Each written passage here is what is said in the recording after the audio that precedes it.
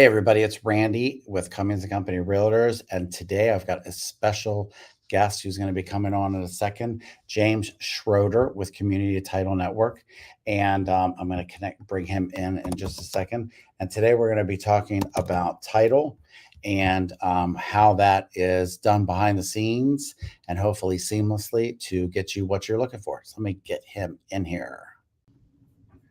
Hey there, James. Hey, Randy, how Welcome. are you?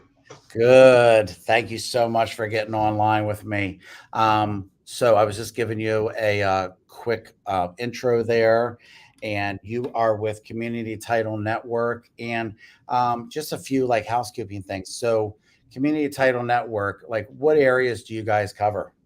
So we have 23 locations. We're in Maryland, D.C., Virginia, Delaware, and Ohio. How the Ohio slip in there? It was uh, it was a friend of the owner, and he had a title company, and he decided to sell the title company, and he was hired on to do acquisitions. We were looking to purchase existing title companies in Ohio, and then his non-compete ran out, and we decided to open a location for him. Oh, gotcha. Makes So total sense. friend of Yeah. a friend, an acquaintance. I always find the story fascinating about how Maryland got reciprocity with Oklahoma, and everything. So I was just wondering how Ohio kind of got put in the mix there. So it's safe to say that you guys can cover pretty much everything in the DMV area because you know all the different states and how they interconnect and stuff like that, which is definitely an added plus. But so tell our viewers a little bit about what you guys do on a daily basis, what's going on behind the scenes that, quite frankly, we don't even see, we don't even know about. It's interesting because when anybody says to me, "Well, what do you do for work?" and I say, "Well, I do title work." The first thing they say is, "Well, I have this car," and we don't do anything with cars. So we're really kind of behind the scenes doing all the legalities to make sure that a buyer of a property doesn't get surprised with anything that the seller had, and we also handle and conduct the settlement. We handle all the money, and we conduct the settlement as well. So basically, what we're going to do is once we get a contract, we're going to go to the local land records of that jurisdiction, and we're going to search that property, and we're looking for any open liens or judgments that appear on that property. And then ultimately, we're tasked with clearing those. So, for example, if you're buying 123 Main Street and you're buying that from Mrs. Smith, she's selling you that property for $350,000, but she has an open mortgage with Bank of America and still owes them $100,000. We're going to identify that lien. And then what we're going to do is the title companies hold all the money, and we're going to take care of that lien. We're not going to give that money to Mrs. Smith and say, "Hey, don't forget to pay Bank of America," because we all know what's going to happen. Mrs. Smith will disappear to the Bahamas with $350,000. So we hold that money back. We pay off that lien and then seek a lien release from Bank of America and then record that in the land records. I've actually had people get indignant, and it's very rare, but I've had people say, I want all the money and then I'll pay off a loan myself. Right.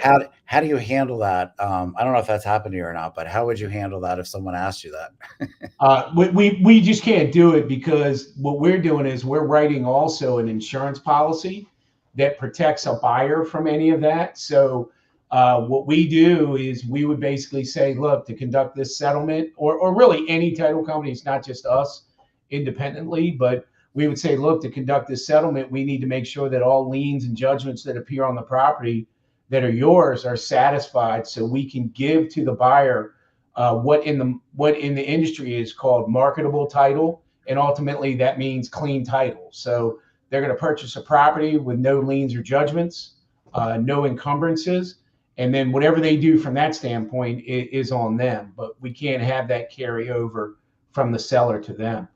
You Right. know, there's an example where a mortgage was not paid off, and even though the buyer is the new owner of that property, that mortgage company, that lien is on the property, not on the seller as an individual, so they can still foreclose on that property. So we want to make sure that that does not happen. And besides mortgages, which would seem to be, in my opinion, at least the most obvious of liens, what other types of liens are you guys encountering? Just so people can get a more of an appreciation of all the craziness that's out there. If there's any tax lien on the property, so the person hadn't paid their property taxes, in this jurisdiction, we do a lot of Baltimore City properties. And what we do is we have to reach out to Baltimore City and they produce what's called a lien certificate.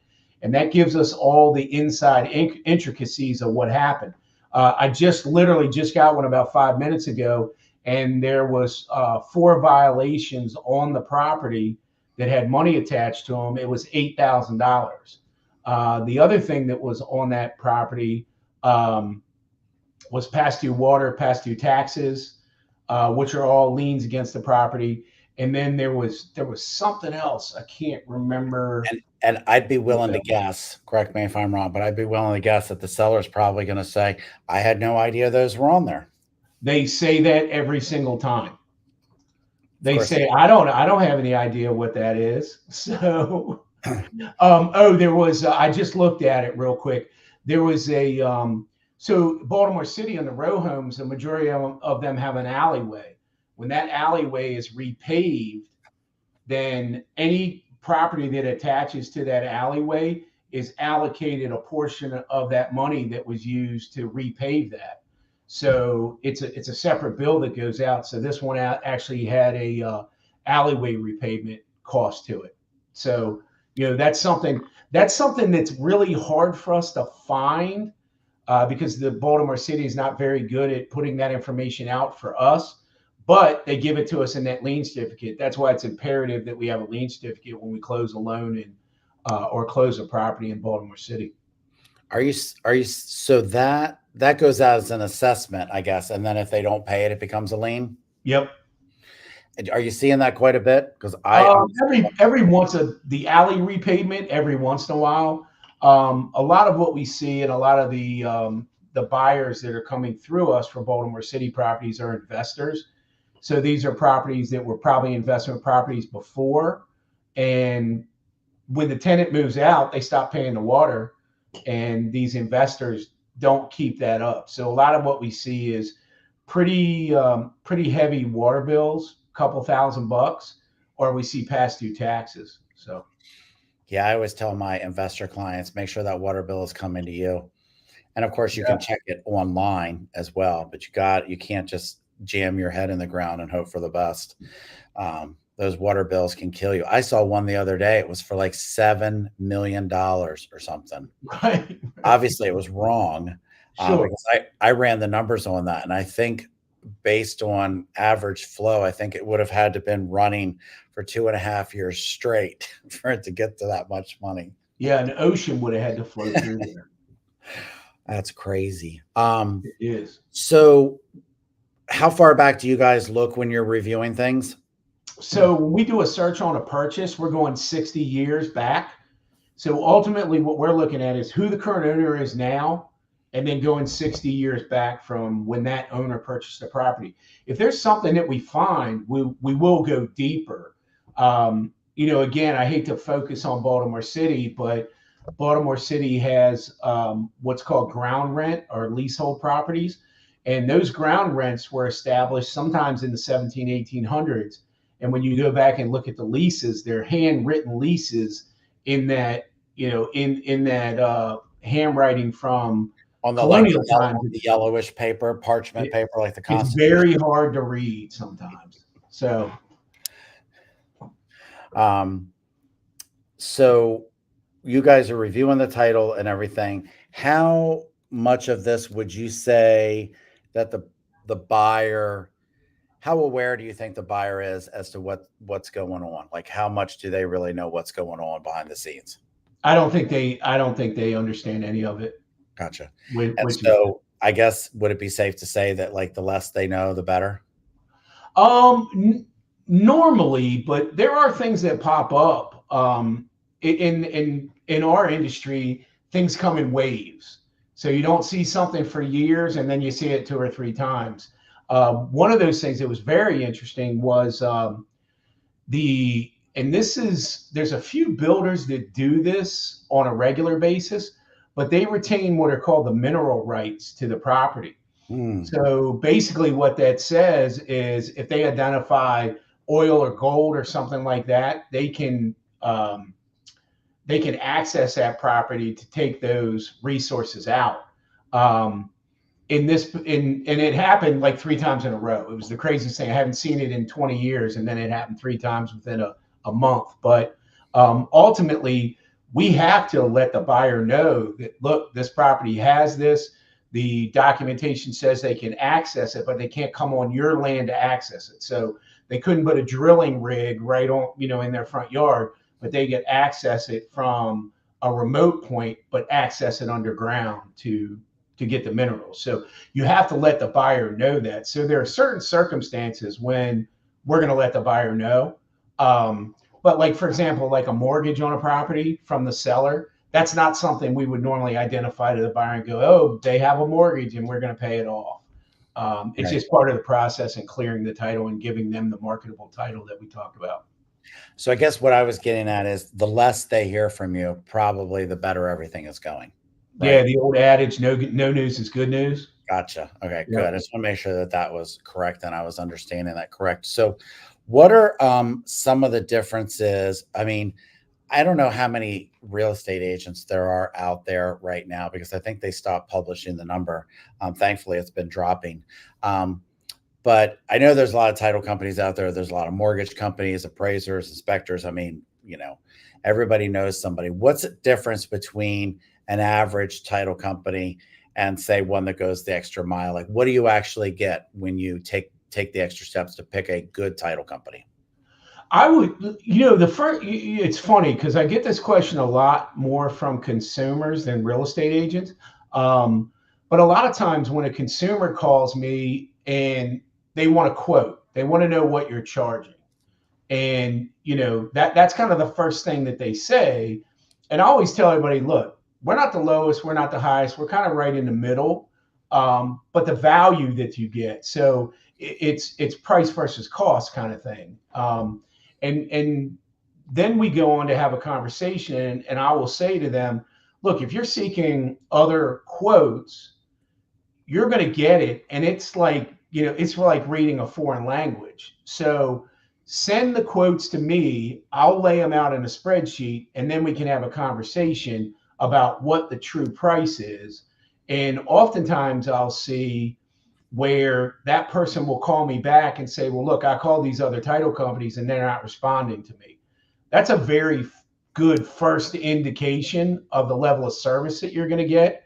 It's funny, you and I talked the other day, and the comment that you made to me is, I love the fact that you answer your phone all the time. I love the fact that you're just sitting around all day waiting for me to call. That Right. I have nothing to do but wait for on your the call, positive Randy. side. I So love that. now I did say, disclaimer here. I did tell Randy, like, look, if I'm in a settlement, I'm not going to be able to answer. But I guarantee you, if you leave a message, I'm going to call you back. Yeah. So, And I'm the same way, and I greatly appreciate that because everything, every need I have isn't necessarily on fire, but it is usually important. So I appreciate you always getting back to us and always making the effort to answer and stuff.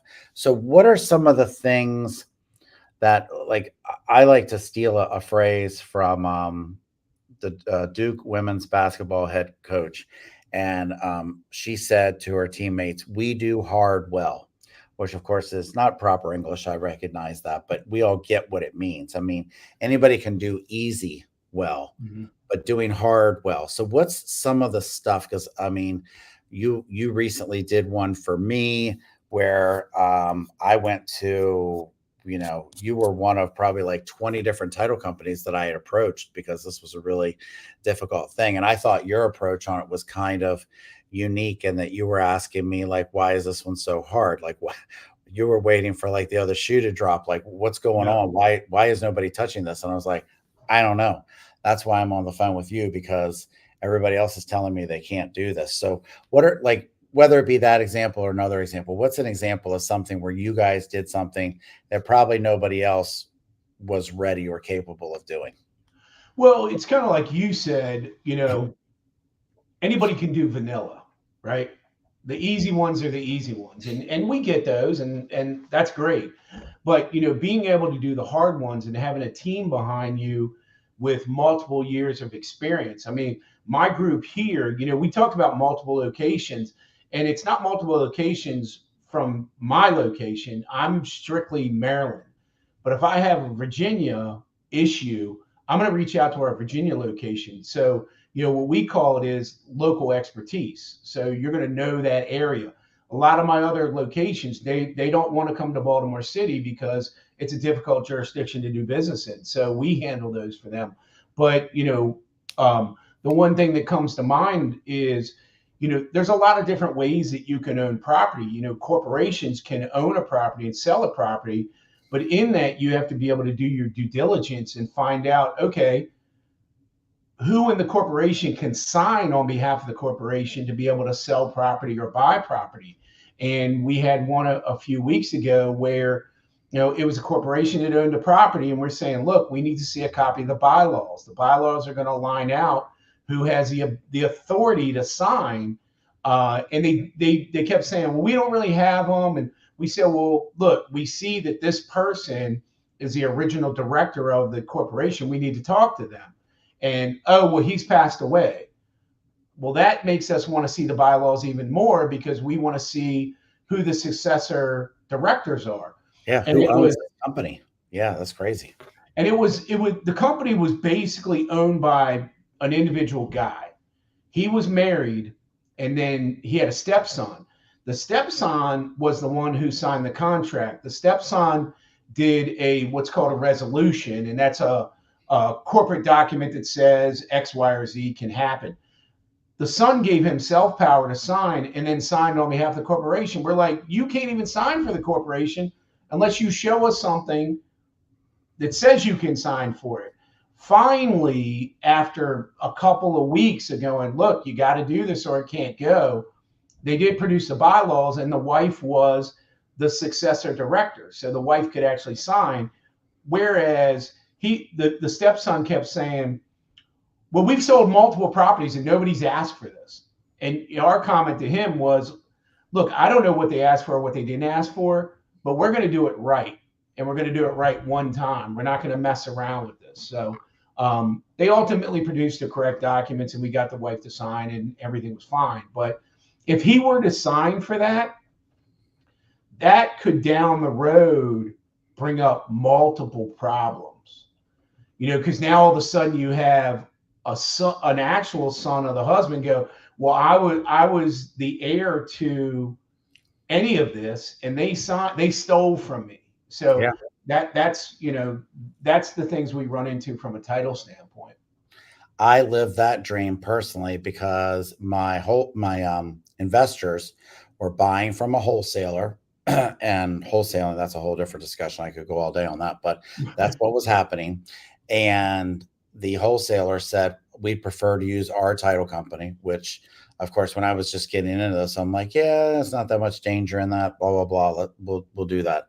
But I found out that was 150% the wrong move to make, because everything went smooth until we fixed the house and we went to go sell it 6 months later. And then the next title company said, well, everything wasn't cleared out before. You got to clear all this stuff out. Like, what are we talking about? We didn't do anything. We didn't take out any loans. There was no liens. All of this stuff was left over, and the title company didn't clear it out. And they were just letting it pass. And my buyer slash seller was, to say the least, hot under the collar, and there were some threats made. It was a terrible situation. We got it solved in the end, but we ended up losing the buyer of that house in the process, and had to sell the house a second time because the title was not ready to go. Yeah. Yeah, that's I mean, and the original question was, how do you tell a good title company from a bad title company? And that's it. We are title companies in Maryland are licensed through the Maryland Insurance Administration, and you can always access Maryland Insurance Administration website to see if there's any claims against local title companies. So I've never done that, but I probably will do it in the next 24 hours because I love researching things. Yeah. And I mean, just like the rest of the world, we love finding dirt on things. I wonder how many title companies I know that I'm going to see on the list. In real estate world, we have what we call the wall of shame, which is from DLLR, Maryland. Yeah. And, and once you're on the wall of shame, you're on there forever. I've seen people that, 20, 30 years later, they're still on that wall of shame. They're not even practicing real estate anymore, but they're still up there. So, James, when someone is considering buying a house or selling a house, or they just have deed and, I want to say title, but let's not talk about car titles, obviously. The deed of the house, they have questions about everything. What's the best way for them to get in touch with you? I can, you feel free to share my phone number and my Okay. email. Go ahead and Um, just put it into the video right now, and then I'll put it in the notes as well. Just speak it okay. to the world. Yeah, probably the best thing to do is if you're worried about a individual property, and I'll tell another story. I had a woman call me and say, "Oh, well, my mother owned this house, and I live in the house, and I need to I need to do a deed to change the ownership to me." And I said, "Well, look, the first thing I need is the address because I need to find out what the current status of the property was." And ultimately, it was two sisters that owned the property, and Sister A had passed away, and now Sister B, who was the mother of this person, she passed away as well. But she's like, okay, well, I just need to do a deed to put it in my name, and it's not as simple as that because that property is an asset of that person's estate. So they ultimately had to open an estate and and then go through that process to be able to give ownership to the daughter. But it's always not as simple as hey, I just need to do a deed to put the title in my name. And So you're just like, presto. right, right. Yeah, you gotta find file the legalities of it. In that situation, and I hear this all the time is, oh, I'm the only heir, I'm the only daughter, I'm the only one. And then all of a sudden, when we look at the estate documents, there's a document called um, uh, list of. It's Oh, basically a list of interested the heirs. persons or something like Yeah, that, yeah, right? yeah. Yeah, Exactly. You're interested person. exactly Yeah, right. yeah. And we look at it. There's 10 people listed as heirs, and there's a brother. She has a brother, but she's like, I'm the only one. It's fine. Nobody cares. And I'm like, no, no, no. We I, we yeah. can't do that. We hear that all the time. I mean, I'll get in someone's house and be like, "Do you even have the power to sell this house?" Because I know, I'll ask them like, "Hey, where's James?" Because you're Rick or whatever that I'm meeting with. I'm like, "Where's James?" Because I see that James is the rightful owner of this house. Now, James may have passed on, but we're going to need some kind of proof. And typically, when it gets down to something like that, I'm calling you and I'm like, "Hey, I need you to verify this for me to make sure that this is legit." They have the Yeah. power to do it because that's a huge waste of time if they don't. And I don't want to get into that. So James, real quick, share your phone number. I'm going to put it in the notes as well, but go ahead and share it. That way people just watching the video can hear it and they can call you. So this is going to be my cell phone number. So if you want to call me or text me or whatever, like the conversation we were having before, is I try to answer my phone all the time. If I don't, you got to leave me a message because that's the only way that I know that I need to call you back. Yep. But my phone number is 443-632-4642. Perfect. And thank you so much for taking the time to come on with me today. This is actually one of my longest recordings. I hope people will watch it end to end and see the importance of title and know that like the more of it that goes on behind the scenes, the better you are. But for the love of God, you don't want to skip a single step. Yeah. Thank you for having me, Randy. I really appreciate it. Thanks, James. See you soon. All Have right. a great Thank one. you. Bye-bye.